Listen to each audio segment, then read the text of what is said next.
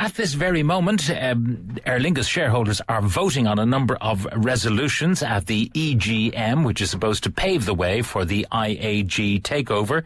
Richard Chambers is there, and he can tell us exactly what's going on. Richard, good morning. Good morning, Pat. Now, what's going on? Well, Pat, the EGM here, which was expected to last about an hour, actually wrapped up quite quickly indeed. It finished in about half an hour. It started at 10 o'clock here at the Crown Plaza Hotel in Northwood in Bantry, just outside Dublin Airport. So what happened here was the shareholders had a chance to raise their concerns or any questions they have about this takeover, this €1.4 billion takeover bid from IAG, which is, of course, expected to go ahead as planned. Some consternation from the floor, mostly around the issue of pensions. Of course, the Aer Lingus pension fund is being a major issue for the airline up until this takeover. Of course, there's a huge amount of losses out of it.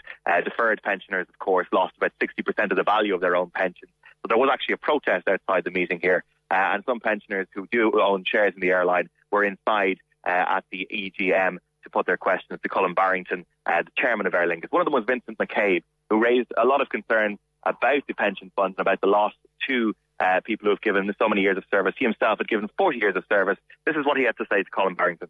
You raised the pensioners' pension and you orchestrated what's on today and endorsed by the Minister and signed off by the President. And you have, your legacy to a lot of Aer Lingus people will be that you raided our pension. Now you ride into the sunset after the dust is settled here, and you ride out on your upgraded yacht over Dunleary at the expense of people like me who contributed 40 years service to Aer Lingus. Well, Richard, that is a disgrace, and everybody acknowledges that it is a disgrace that deferred pensioners, people who didn't serve out their full time, although in the case of that pensioner served 40 years, but just weren't around at the time to benefit from the full pension.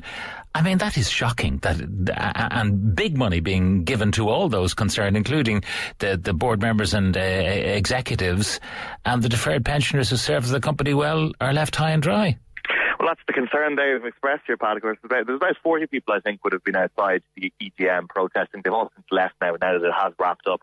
And then when you see the value of the share price offer is €2.55 per share, which is significantly above what the Aer Lingus shares were trading for.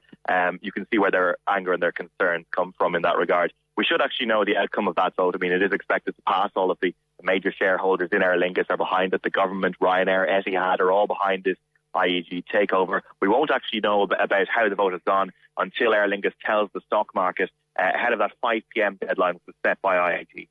All right.